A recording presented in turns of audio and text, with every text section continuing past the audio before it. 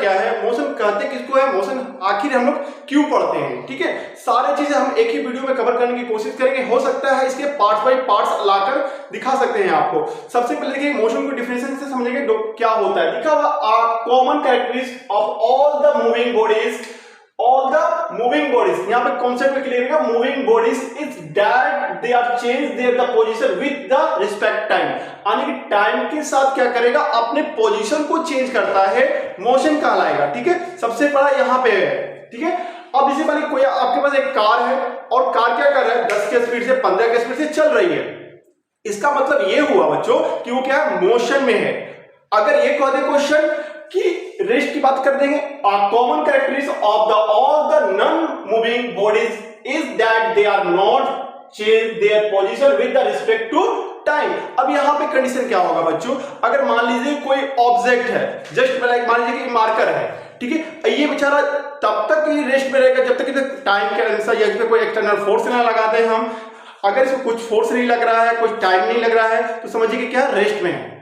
Just एक मान लीजिए हम यहाँ पे अभी खड़े हैं, कब तक खड़े रह सकते हैं कोई पता नहीं है, पकड़ जैसे हम इसमें मोशन में आ जाएंगे, ठीक है ना, तो हम क्या करेंगे, मोशन में कहला देंगे। तो ये कहना चाहता है common characteristic of the all the non moving bodies is they not change their position, they not change their position with respect time. अगर टाइम के साथ अगर पोजीशन चेंज नहीं कर रहा है और रेस्ट में कर रहा है, जैसे रुकी हुई कार हो सकती है, कोई भी एक ऑब्जेक्ट आपका हो सकता है। यहाँ पे एक एग्जांपल के थ्रू से यहाँ पे दिखाने की कोशिश किए हैं मोशन के लिए।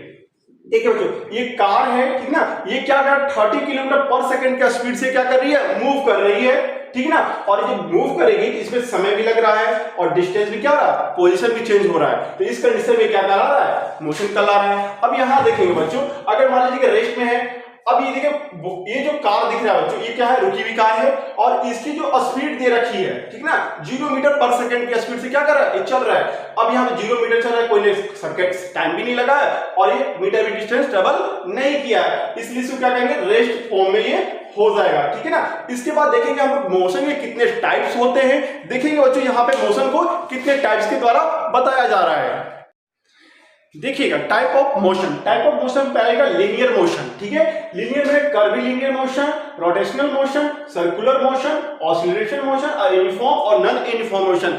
इस तरह सारे मोशन को अभी हम क्या करते हैं, एग्जांपल के थ्रू आपको डिस्कशन करने के थ्रू करते हैं और समझाने की कोशिश करते हैं कि लीनियर मोशन क्या होता है। सबसे पहले देखेंगे लीनियर मोशन होता क्या है। देखिए मान लीजिए कोई भी आपके पास कोई भी एक ऑब्जेक्ट है, ठीक है ना, एक स्ट्रेट पाथ पर क्या कर रहा है, एक स्ट्रेट पाथ पर ट्रेवल कर रहा है, ठीक है ना। जैसे मान लीजिए कोई कार है, बस है, ट्रक है, कोई भी कार है, एक रोड पे, तो रोड क्या होता है, मेरा स्ट्रेट होता है। अगर वो स्ट्रेट पाथ पर ट्रेवल करेगा, ठीक है ना, उसे क्या कहेंगे, लीनियर मोशन कहेंगे। ठीक है, यहां से समझ सकते हैं बातों को।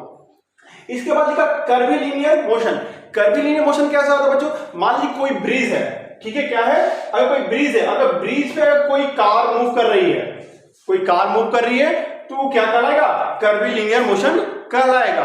तो सिर्फ यहाँ पे एग्जांपल के थ्रू हम बताने की कर रहे हैं, ठीक है। आगे फिर लिखा रोटेशनल मोशन, ठीक है। देखिए रोटेशनल मोशन क्या होता है बच्चों, इस मान लीजिए आपका अर्थ हो गया, मून हो गया, जितने भी प्लैनेट है क्या करती है, अपने एक्सिस पे अराउंड में घूमती है, तो उस कंडीशन में हम क्या करते हैं, उसको रोटेशनल मोशन कहते हैं। ठीक है, इसके बाद है सर्कुलर मोशन। देखिए सर्कुलर मोशन क्या होता है, जैसे मान लीजिए कोई भी ऑब्जेक्ट वो एक सर्कल के शेप में घूम रही है, जैसे मान लीजिए हमारा हो जाएगा झूला हो सकता है, ठीक है ना, फैन हो सकते हैं, ठीक है ना, तो ये सारी जो चीजें हो जाएंगी क्या हो जाएगा, सर्कुलर मोशन में हो जाएगी। अब इस बार देखिएगा ऑसिलेशन मोशन, ऑसिलेशन में देखिएगा 2 and 4 मोशन को कहते हैं। इसे मान लीजिए कि पेंडुलम हो जाएगा आपके पे, ये इस तरह का होएगा, ये यहां से यहां मूव करेगा, फिर यहां से क्या करेगा, ऐसे मूव करता है, ठीक है ना, ये आपका क्या करेगा, ऑसिलेशन मोशन में करेगा, 2 and 4 मोशन हो जाएगा। इसके बाद देखेंगे नेक्स्ट है फिर आपका यूनिफॉर्म मोशन। अब मेन एग्जाम में क्वेश्चन जो आएंगे आपके जो क्लास 9 के लिए क्लास 7 से बताया जाता है बच्चों को, है यूनिफॉर्म मोशन, जो वेरी इंपॉर्टेंट होगा यहाँ से यूनिफॉर्म मोशन को जानना। देखिए यूनिफॉर्म मोशन क्या होता है, सबसे पहले मान लीजिए कि यूनिफॉर्म मोशन जो होता है बच्चों, ठीक है, ये क्या करेगा, जितना आपका डिस्टेंस ट्रेवल होगा उतना ही टाइम टेकन होने वाला है। इट मीन समझ लीजिए जितना आप डिस्टेंस ट्रेवल करेंगे उतने ही उसी के इक्वल के अनुसार आपका जो टाइम ट्रेवल होने वाला है। जैसे देखिए एक मान लीजिए कि आप जो है 10 आवर में या 10 मिनट में, जैसे 10 मिनट में आप क्या करते हैं, 20 किलोमीटर चल लेते हैं, ठीक है। दूसरा कंडीशन ये होगा बच्चों, अगर 20 मिनट की बात करें तो आप क्या कर लेंगे, ठीक है ना, 40 किलोमीटर चल लेंगे, ठीक है।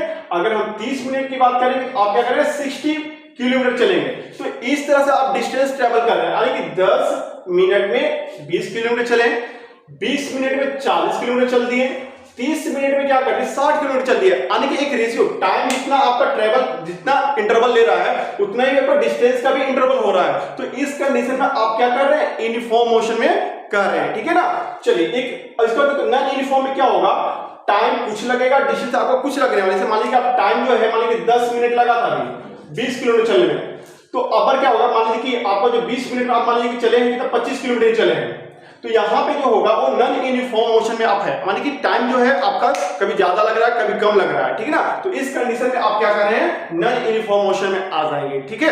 चलिए, ये सब टाइप्स है, ठीक है ना। और इसका जो टाइप्स का जो है, ठीक है, इसका पूरा डिफिनेशन आपके बोर्ड के स्क्रीन पे दिखाई दे रहे होंगे, ठीक है। चलिए, इसके बाद हम लोग देखेंगे डिस्टेंस और डिस्प्लेसमेंट। अब देखिए बच्चों, क्या होता है डिस्टेंस और डिस्प्लेसमेंट, क्या होता है।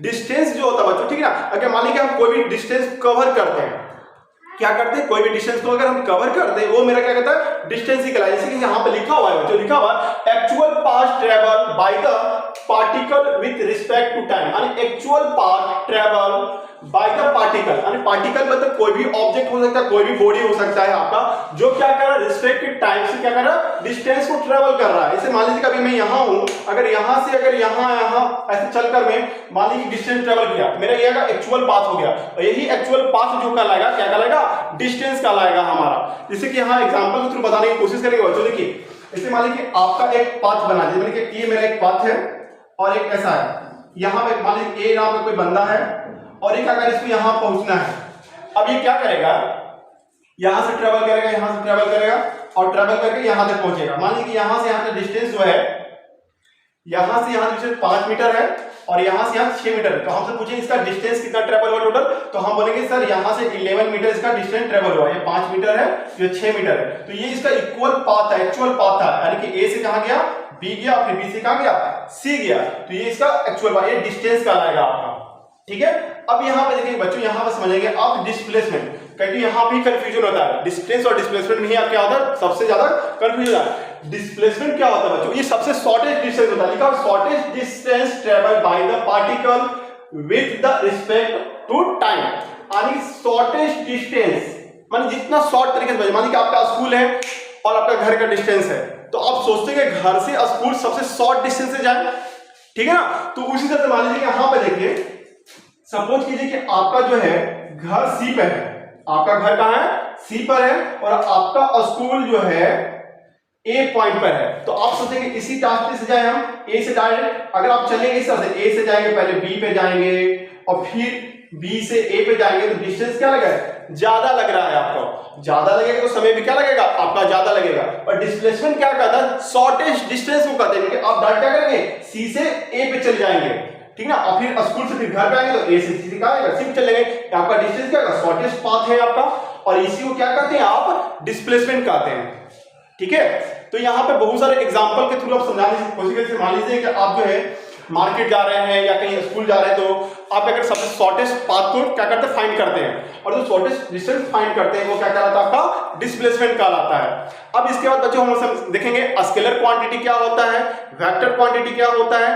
अब यहाँ पे बात को समझते हैं, ठीक है। देखेंगे स्केलर और वेक्टर क्वांटिटी को,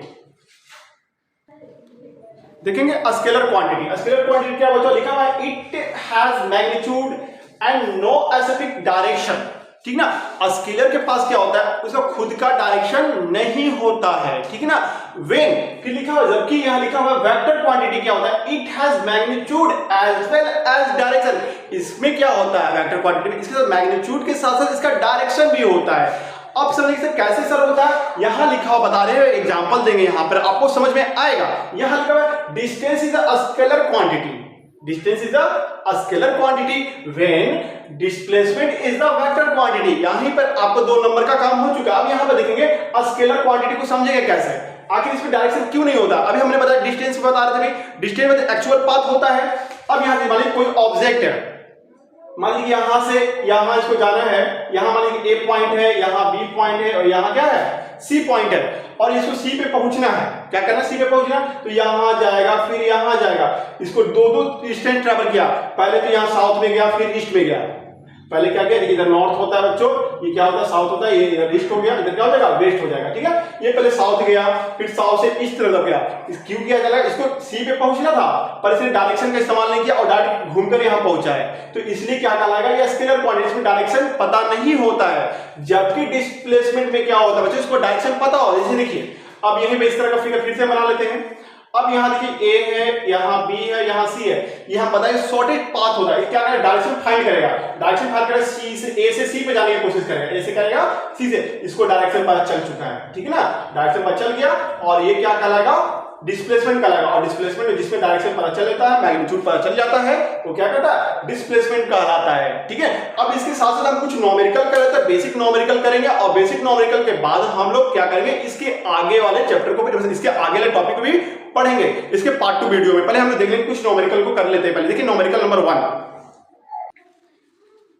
देखिए इस एग्जांपल को बनाएंगे बच्चों। देखिए लिखा हुआ, a particular is moving north to south with 5 kilometre and south to east 10 kilometre, find the distance and displacement. अब क्वेश्चन को समझिए बच्चों, क्या बोला है, एक कोई पार्टिकल है, कोई एक ऑब्जेक्ट है, वो क्या करता है, नॉर्थ से साउथ की तरफ चलता है 5 किलोमीटर।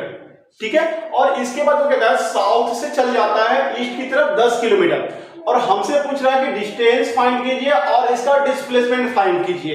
तो देखिए बच्चों कैसे फाइंड करेंगे, सबसे पहले देखिए डायरेक्शन को आपको पता होना चाहिए। अगर कोई आप प्लेन पेपर पे हैं तो प्लेन पेपर में जो ऊपर की तरफ होता है वो नॉर्थ होता है बच्चों, उसके अपोजिट साइड साउथ होता है, उसके राइट हैंड साइड ईस्ट होता है और इसके साथ वेस्ट होता है। आपको डायरेक्शन का ज्ञान होना चाहिए। अब यहां पर देखिए, मान लीजिए बोला है नॉर्थ से साउथ की तरफ कितना आया, 5 किलोमीटर, मानिए कि नॉर्थ से साउथ इस तरफ आएगा 5 किलोमीटर आ गया है। ठीक है, ठीक है, नॉर्थ से साउथ आ गया। अब फिर क्या बोला है, साउथ टू ईस्ट। अब साउथ टू ईस्ट यानी कि इस तरफ ये आ गया कितना, 10 किलोमीटर आ गया, 10 किलोमीटर आ गया। ठीक है ना, साउथ 10 किलोमीटर आ गया। तो हमसे पूछा है कि इसका डिस्टेंस पता कीजिए। डिस्टेंस देखिए बच्चों, क्या टोटल डिस्टेंस ट्रैवल कितना किया है, तो डिस्टेंस निकालने के लिए क्या करेंगे आप, पहले तो देखिए इसका कुछ नाम दे देते हैं। हम यहाँ इसका नाम ए देते हैं, ठीक, साउथ है, ठीक है ना, इसका नाम हम बी देते हैं, इसका नाम सी देते हैं। तो डिस्टेंस निकालने के लिए क्या करेंगे आप, A B plus B C कर लेंगे, A B plus B C. तो ए बी आपका जो है यहां से यहां डिस्टेंस किया था नॉर्थ से साउथ 5 किलोमीटर। ठीक है, अब क्या करेगा बी सी, तो इसमें कितना गया 10 किलोमीटर। तो टोटल डिस्टेंस ट्रेवल जो हो गया बच्चों कितना हो गया, 15 किलोमीटर का डिस्टेंस ट्रेवल हो गया। ठीक है, अब यहां से हमसे क्वेश्चन पूछा एंड द डिस्प्लेसमेंट। डिस्प्लेसमेंट भी हमें क्या करना है, फाइंड करना है। तो डिस्प्लेसमेंट करने के लिए बच्चों आपको शॉर्टेस्ट फाइंड करना होगा, शॉर्टेज डिस्टेंस फाइंड करना होगा। तो शॉर्टेज डिस्टेंस कैसे फाइंड करेंगे आप, तो शॉर्टेज डिस्टेंस फाइंड करेंगे तो आप ए को सी से क्या करेंगे, फाइंड करेंगे। देखिए शॉर्टेज डिस्टेंस आपको पता चल गया, ये आपका क्या है शॉर्टेज डिस्टेंस है। तो शॉर्टेज डिस्टेंस निकालने के लिए क्या करेंगे बच्चों, देखिए ये जो हो यहाँ पे आएगा, आप यहाँ पे पाइथागोरस थ्योरम का इस्तेमाल करेंगे। अब सर पाइथागोरस थ्योरम को क्यों इस्तेमाल करेंगे, देखिए ये जो हो गया आपका क्या होगा, परपेंडिकुलर हो गया और ये क्या हो रहा है आपका बेस हो रहा है। तो ये क्या कहलाएगा, हाइपोटेनस कहलाएगा ना, हाइपोटेनस। तो हाइपोटेनस का फॉर्मूला आपको रिमेंबर होना चाहिए। क्या होता है हाइपोटेनस का फॉर्मूला, तो आपको पता है h square is equal to p square plus b square होता है। ठीक है ना, तो यहां पे देखेंगे बच्चों, ठीक है ना, तो p स्क्वायर क्या हो जाएगा, ab जो है आपका p स्क्वायर 5 का स्क्वायर 25 हो जाएगा आपका, प्लस अब आगे देखेंगे यहाँ पे BC क्या है आपका बेस है, बेस का 10 का स्क्वायर कितना हो जाएगा 100 हो जाएगा आपका। अब इन दोनों को ऐड करें तो 100 कितना का 25 आ जाएगा। यहाँ लिखा हुआ है h स्क्वायर, यानी कि ये h स्क्वायर क्या है AC है, यहाँ पे हम h स्क्वायर से नहीं AC से इंडिकेट करेंगे क्या, आपका यहाँ पे डिस्प्लेसमेंट है। ठीक है ना, AC स्क्वायर कितना आ गया हमारा, AC square is equal to 125 आएगा। तो सिर्फ हम AC स्क्वायर को भी हटाना पड़ेगा हमको। हम जब इसे AC इज इक्वल टू क्या लिखेंगे, अंडर रूट 125 लिखेंगे। ये क्या होगा, इसका शॉर्टेज डिस्टेंस आ जाएगा, कितना आएगा अंडर रूट 125, क्योंकि 125 जो होता है किसी का स्क्वायर रूट तो है नहीं, इसलिए हम इसको ऐसे लिखना, फिर इसको तोड़कर भी लिखना पड़ सकते हैं। ठीक है, ये आपका फाइनल आंसर हो जाएगा। ठीक है, चलिए फिर मिलते हैं नेक्स्ट क्लास में, मिलते हैं, जय हिंद।